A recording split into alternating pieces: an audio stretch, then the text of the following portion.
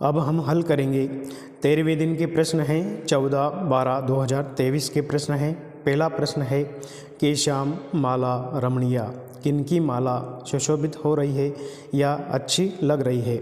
इसका उत्तर एक पद में लिखेंगे हरित तरुणाम ललित लतानाम, हरे हरे पेड़ों की कोमल लताओं की माला सुंदर प्रतीत हो रही है। प्रश्न नंबर 2 है कवि ही कुत्र संचरणम कर्तुम इच्छति, कवि कहाँ पर विचरण करना चाहता है, कहाँ पर घूमना चाहता है। तो इसका उत्तर हम लिखेंगे कवि ही एकांत कांतारे संचरणम कर्तुम इच्छति, कवि एकांत वन में घूमना चाहता है या संचरण करना चाहता है। इसके बाद देखिए हम 14वें दिन के प्रश्नों को हल करेंगे। यहाँ पर गद्यांश दिए गए हैं और ये अपठित गद्यांश परीक्षा में 4 नंबर के लिए पूछा जाता है। सबसे पहले हम देखेंगे इस पहले गद्यांश को, जननी जन्मभूमिश्च स्वर्गाद अपि गरीयसी, जननी यानी कि माता और हमारी मातृभूमि स्वर्ग से भी महान होती है।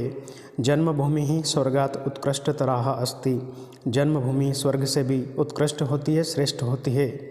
सा लोकानां शरणदायिनी, विविध खाद्य पदार्थ प्रदायिनी, सर्व व्यवहाराणां लीलाभूमि च अस्ति, यह जन्मभूमि समस्त लोगों को शरण देने वाली, विविध प्रकार के भोज्य पदार्थों को देने वाली और समस्त व्यवहारों की लीला भूमि यानी कि कर्मभूमि है।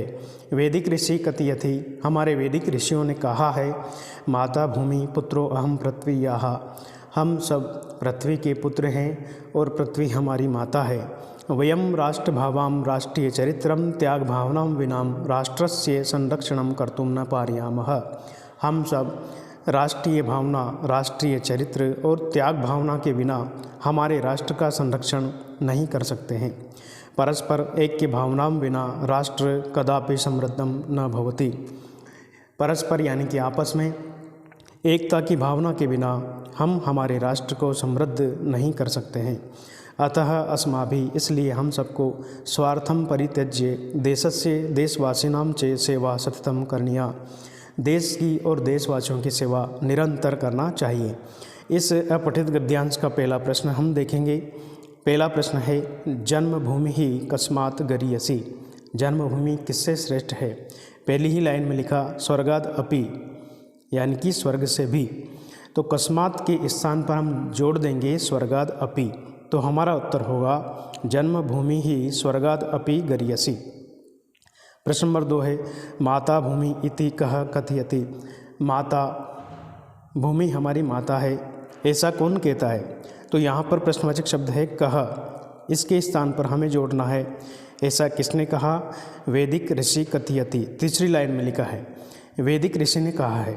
तो यहाँ पर हम कह के स्थान पर वैदिक ऋषि ही जोड़ देंगे, तो उत्तर होगा माता भूमि ही इति वैदिक ऋषि ही कथयति। प्रश्न नंबर 3 है अस्य गद्यांशस्य सारम लिखत, इस गद्यांश का सार लिखिए। तो सार लिखने के लिए हम सारांश रूप में यहाँ पर लिखेंगे जननी जन्मभूमिश्च स्वर्गाद अपि गरीयसी, वैदिक ऋषि कथयति माता भूमि पुत्रो अहम पृथ्वीयाः, और परस्पर ऐक्य भावनां विना राष्ट्र कदापि समृद्धं न भवति, अतः स्वार्थं परित्यज्य देशस्य देशवासिनां च सेवा सततं करणीया। इस प्रकार से हम सारांश लिख देंगे। और चौथे प्रश्न में लिखा है स्वर्गात शब्दे का विभक्ति अस्ति, स्वर्ग शब्द में, स्वर्गात शब्द में कौन सी विभक्ति है। तो यहाँ पर हम लिखेंगे पंचमी विभक्ति, स्वर्गात शब्द में पंचमी विभक्ति है। इसके बाद एक और अपठित गद्यांश है, उसको भी हम हल करेंगे। शरीरम धर्मस्य प्रथमम साधनम अस्ति, शरीर धर्म करने का सबसे पहला साधन है। शरीर माध्यम खलु धर्म साधनम, कहा भी गया है शरीर ही धर्म करने का सबसे पहला माध्यम है। शरीरस्य आरोग्यम, और शरीर की निरोगिता व्यायामेन सिद्ध्यति, व्यायाम के द्वारा ही सिद्ध होती है। यह व्यायामः करोति तस्य प्राणशक्ते आपदः स्वयं एव दूरम गच्छति, जो व्यायाम करता है उसके शरीर की प्राण शक्ति बढ़ जाती है। व्यायामेन शरीरे शुद्ध रक्त संचार भवति। व्यायाम करने से शरीर में शुद्ध रक्त संचार होता है। इंद्रियाणि सुस्थानि स्वस्थानि च भवन्ति। हमारी इंद्रियां स्वस्थ और स्वच्छ होती हैं। जठराग्नि दीप्तः भवति। व्यायाम करने से हमारे पेट की भूख बढ़ती है। परिवृद्धम उदरम संकोचम गच्छति, यानी कि हमारा जो पेट है वो भी सिकुड़ जाता है, कम हो जाता है। मस्तिष्कम उर्वरम भवति। हमारा मस्तिष्क तेज होता है, सोचने की क्षमता विकसित होती है। अस्मिन् लोके जने वयो अनुसारः कोऽपि व्यायामः अवश्यम करणीयः। इस संसार में प्रत्येक मनुष्य को अपने उम्र के अनुसार व्यायाम अवश्य ही करना चाहिए। इसका पहला प्रश्न है, अस्य गद्यांशस्य समुचितम शीर्षकम लिखत। इस गद्यांश का उचित शीर्षक लिखिए। तो इस गद्यांश में व्यायाम के महत्व के बारे में बताया गया है, इसलिए इसका उचित शीर्षक होगा व्यायामस्य महत्वम। उत्तर लिखेंगे व्यायामस्य महत्वम। प्रश्न नंबर 2 है, धर्मस्य प्रथम साधनम किम। धर्म का पहला साधन क्या है। पहली ही पंक्ति में लिखा है धर्मस्य प्रथम साधनम शरीरम। तो यहाँ पर हम किम की जगह जोड़ देंगे शरीरम, तो उत्तर होगा धर्मस्य प्रथम साधनम शरीरम अस्ति। कीदृशम उदरम व्यायामेन संकोचम गच्छति। किस प्रकार का पेट व्यायाम करने से कम हो जाता है। तो यहाँ पर देखिए चौथी पंक्ति में लिखा है परिवृद्धम उदरम। इसको हम जोड़ देंगे कीदृशम की जगह, तो हमारा उत्तर होगा परिवृद्धम उदरम व्यायामेन संकोचम गच्छति। प्रश्न नंबर 4 है, अस्य गद्यांशस्य सारम लिखत। इस गद्यांश का सार लिखिए। तो सार हम वापस वैसे ही लिख देंगे, पहली लाइन हमें लिखना जरूरी है। शरीर माध्यम खलु धर्म साधनम। शरीरस्य आरोग्यम व्यायामेन सिद्ध्यति। व्यायामेन इंद्रियाणि सुस्थानि स्वस्थानि च भवन्ति। परिवृद्धम उदरम संकोचम गच्छति। अतः अस्मिन् लोके जने वयो अनुसारम को अपि व्यायामः अवश्यम करणीयम। ये इसका हम सार लिख देंगे। और उसके बाद प्रश्न नंबर 4 है, गच्छन्ति इति पदे का धातु अस्ति। गच्छन्ति इस पद में कौन सी धातु है। तो यहाँ पर हम लिखेंगे गच्छन्ति में गम धातु है। इस प्रकार से हमें अपठित गद्यांश को हल करना है। इसके बाद अगले दिन के प्रश्नों को हम देखते हैं। 16वें दिन के प्रश्न हैं 17/12/2023। पहला प्रश्न है, बाल भावात हिमकरः कुत्र विराजते। यानी कि बाल भाव के कारण हिमकर यानी कि चंद्रमा कहाँ पर सुशोभित होता है। तो इसका उत्तर हम लिखेंगे बाल भावात हिमकरः पशुपति मस्तके विराजते।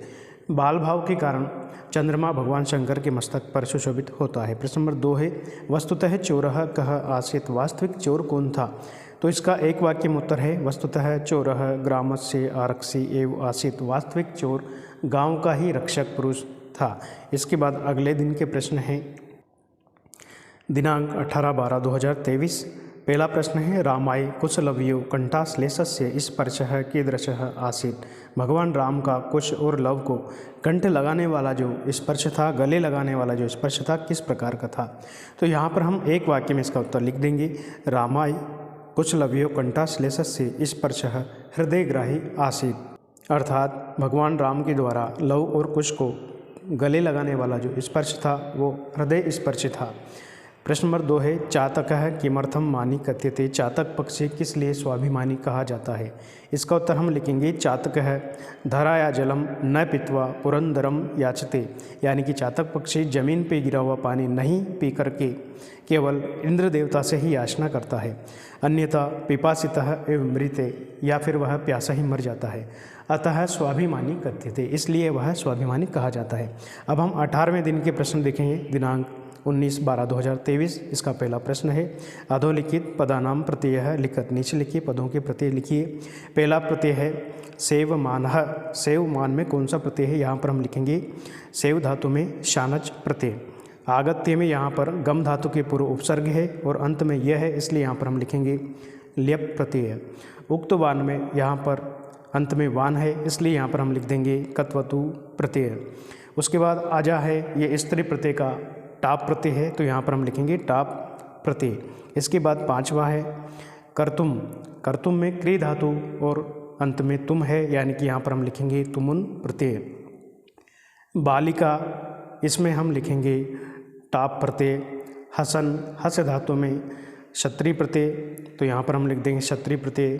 शक्तिमान में शक्ति के पीछे मान है, यानी कि यहाँ पर हम लिखेंगे मतु प्रत्यय। और कथितः में यहाँ पर कत प्रत्यय लिखेंगे। और दर्शनीय में यहाँ पर लिखेंगे हम अनियर प्रत्यय। इसके बाद 11वां प्रत्यय है गुणिनी में यहाँ पर इनी प्रत्यय लिखेंगे। गतः यहाँ पर पीछे त है, यानी कि यहाँ पर कत प्रत्यय लिखेंगे। धार्मिक शब्द में अंत में इक है, यानी कि यहाँ पर हम ठक प्रत्यय लिखेंगे। आदाय शब्द में दा धातु के पूर्व आ उपसर्ग जुड़ा हुआ है और अंत में यह है, इसलिए यहाँ पर लेप प्रत्यय होगा। 15वां है पठितव्यम, यहाँ पर पठ धातु में तव्यत प्रत्यय लगा हुआ है, तो यहाँ पर हम लिख देंगे तव्यत प्रत्यय।